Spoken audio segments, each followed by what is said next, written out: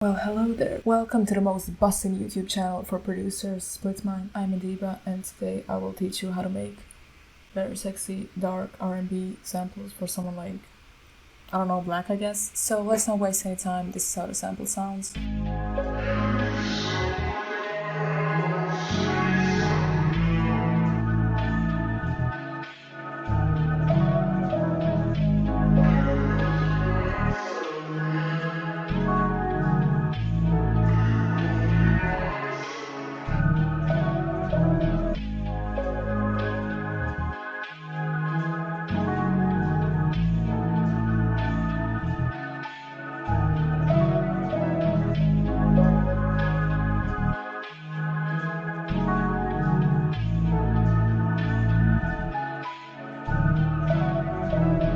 So yeah, before I get started, follow Clayton and me on social medias, subscribe to Splitmind, all that good stuff. You know the drill, you know it, you probably already subscribed, but if you're not, subscribe. Okay, so I made a sample using Clay's Lovecraft sound library. It's an amazing kit, one of the best kits I use in a while. It has like samples, vocals, one-shots, midis, literally everything. So I started with this MIDI blame game. We're in the key of A minor and the BPM is 96. So I grabbed this preset from Analog Lab. So this is the MIDI and this is how it sounds.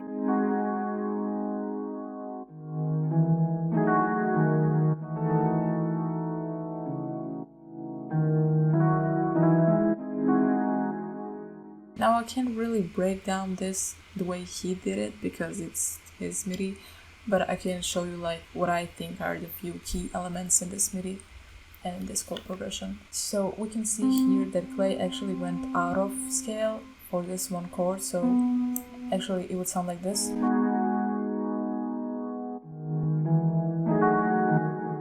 But he actually did this and now it sounds like this. And that sounds really much dark. So I would say the best thing about this MIDI is how notes are off grid and that creates so much more, I don't know, a feeling to it. You will see what I mean now. So listen to how it is now. But this would be if it was on the grid. It's not the same. Off grid has that extra feeling. I don't know how to explain it exactly, but it's good. And you can also see here that these like filler bass notes, which made it also really cool. So for the effects, this is how it sounds without. And this is with.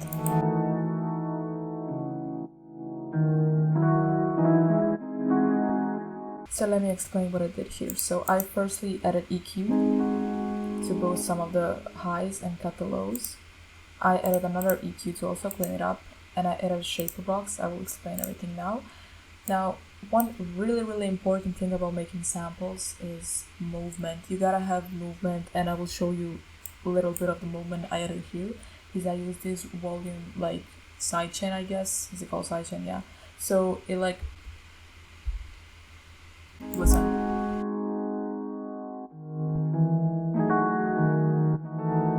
And now when you look at it, maybe it doesn't like seem that it's important, but trust me, it added so much to the sample, and like side chaining it adds so much. Next thing I added is I went to Effect Rack and I went to this preset color Old Tape and basically makes it more vintage.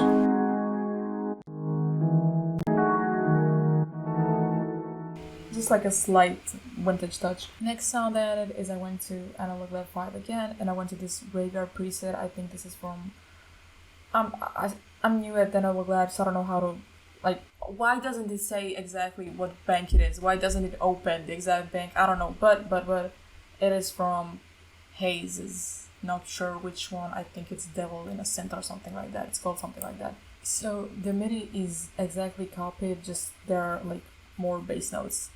Yeah. So this is how it sounds.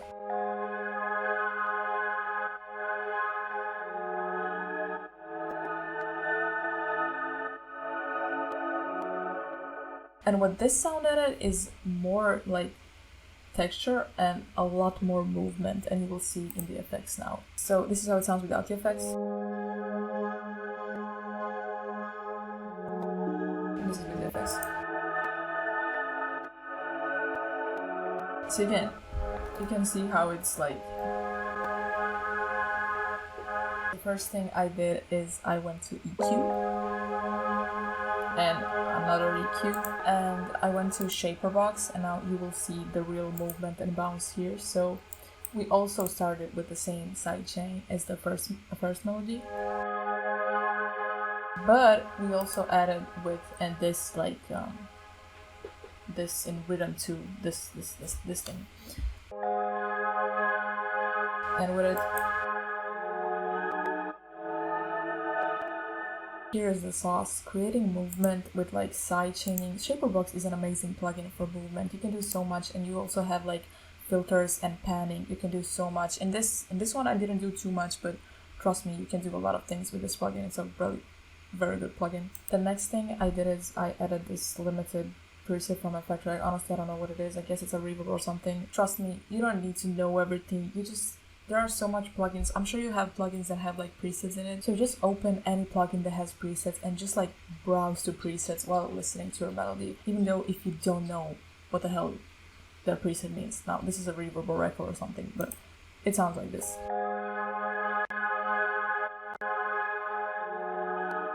Next thing I added is this bottomless pit bass, and this is how it sounds. So I will explain it right after I play it.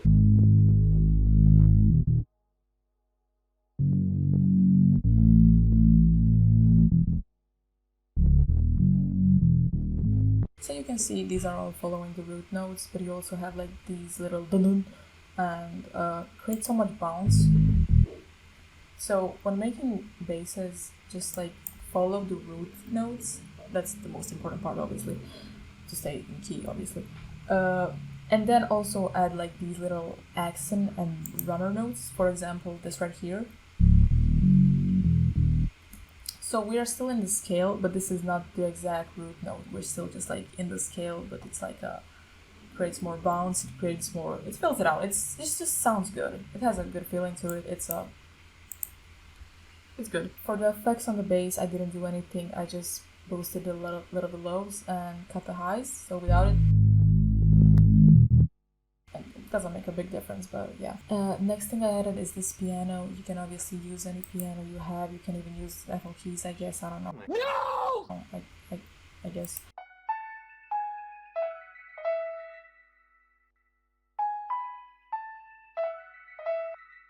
So what I did here is I just like put some notes randomly, just making sure they're in the scale. And I added these like little notes, which made like it adds something. It adds a little sauce. Now let's get into real sauce with these effects. So this is how it sounds without the effects. Some literally normal piano, and with the effects. So first thing I did is I added this EQ, and I EQ'd a lot. And I did another EQ, and I also EQ'd a lot. Now hear me out. Who says you need to use guitar effect plugins for guitars? I mean, the name says it, it's guitar rig. But other than that, like, guitar effect plugins have such unique and cool effects, and there are so much of it. Like, there is no reason why you should only put it on guitars, you know? I mean, yeah, they're designed for guitars, but that doesn't mean you can't think outside of the box and add it on like a synth or a piano or something. Trust me, you will like it. Unless you don't like it, then I don't know, you won't like it. But it's really cool, and it might be life-changing for your sample game. It is for mine right now. So yeah, if you want to try something unique on your samples that it's really easy to do, just add guitar effects to something that's not a guitar. You know, trust me. So this time I use Guitar Rig. Also, the one is Bias FX, but right now my favorite is the Guitar Rig. I went to effects types and I filtered through pitch and granular, and then I found this one called Story Told. So listen, this is what I'm talking about. We just brought a basic piano to this. Now, I didn't want it to sound too much. I wanted just to be like a lightly small texture. So I brought it a lot down.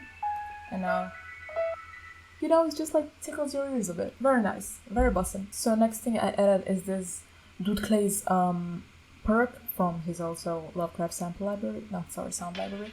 And this is how it sounds. Without the effects.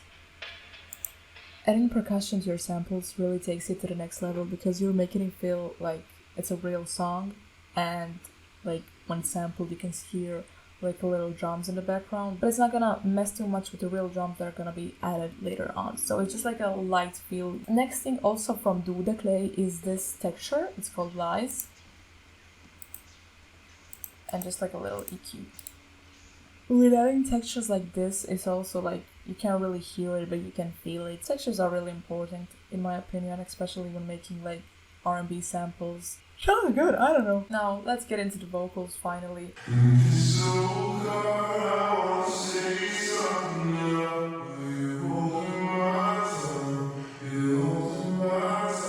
So I grabbed them from Splice, I added EQ, and I added another EQ. So I added a little Alter Boy, in my opinion the best plugin for vocals. I think SoundToys are on sale right now, and this is like $30, I'm not sure though. But yeah, I formatted it to down, and it just like adds, I don't know what it adds, I don't even know. Trust me, just try things, click things. You don't even have to know what it does. Just click it and it will move things, move knobs. Don't be a little bitch, move those knobs, you know? Next thing is this Effect Track Radio Vox spread. So